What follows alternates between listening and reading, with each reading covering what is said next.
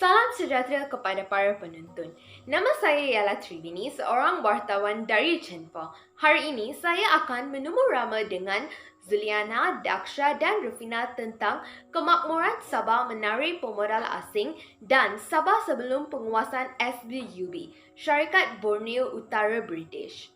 Pentadbiran Sabah dikuasai oleh Kesultanan Brunei dan Kesultanan Sulu serta ketua-ketua bebas sebelum kehadiran kuasa-kuasa barat. Sabah menjadi perhatian pemodal asing kerana kedudukan strategi dan potensi ekonomi yang besar. Sabah berjaya dikuasai oleh SBUB dengan strategi pujukan, pembelian dan perjanjian. Terdapat dua faktor Sabah menjadi tarikan pemodal asing. Antaranya adalah kedudukan strategi, selain itu adalah kekayaan ekonomi. Saya akan menumurama Zuliana untuk menguraikan tentang kedudukan strategi. Selamat sejahtera Zuliana. Soalan pertama saya adalah, di manakah terletaknya Sabah? Sabah, negeri di bawah Bayu.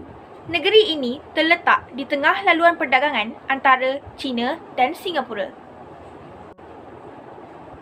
Negeri ini berhampiran dengan Pulau Palawan yang menjadi laluan maritim ke China dan Jepun. Okey Zuliana. Soalan kedua, adakah Sabah penting dalam kegiatan perdagangan? Ya, Sabah sangatlah berperanan penting dalam kegiatan perdagangan terutamanya di Kepulauan Sulu hinggalah ke Australia. Soalan yang terakhir, bolehkah anda terangkan tentang pelabuhan-pelabuhan di Sabah? Pelabuhan yang berada di sepanjang pantai semenanjung Sabah adalah pelabuhan yang semula jadi serta strategik. Selain itu, pinggir laut yang terlindung daripada angin monsun membolehkan kapal-kapal dagang berlabuh dengan baik dan selamat. Contoh pelabuhan utama yang terdapat di negeri ini adalah pelabuhan di Teluk Gaya. Terima kasih buat rakan penyampai di studio.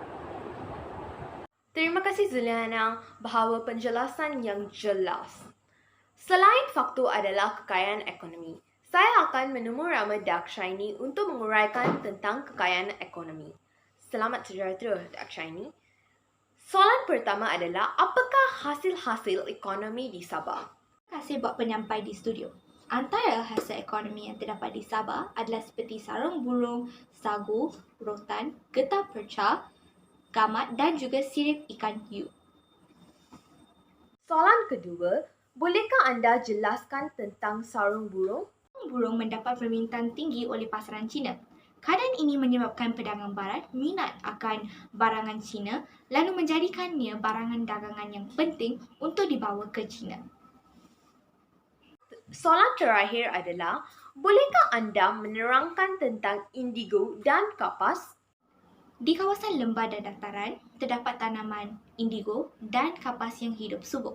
Hal ini membolehkan pertanian komersial dijalankan dengan giat. Terima kasih untuk huraian Dakshaini. Akhir sekali kita akan menerangkan tentang Sabah sebelum penguasaan SBUB, Syarikat Borneo Utara British. Dan untuk menerangkan tentang ini, saya akan menumurama Rufina. Soalan pertama yang saya ada adalah, apakah tujuan Alexander Dalrymple mengibarkan bendera British di Pulau Pinang?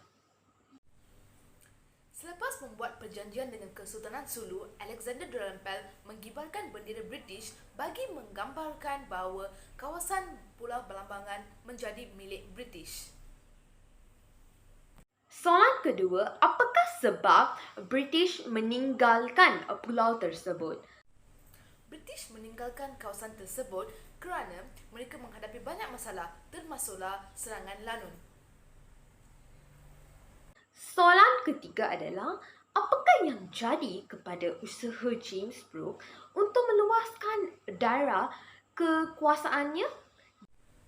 James Brooke berjaya mengadakan perjanjian dengan Sultan Brunei dan dapat menghubungkan Pulau Labuan.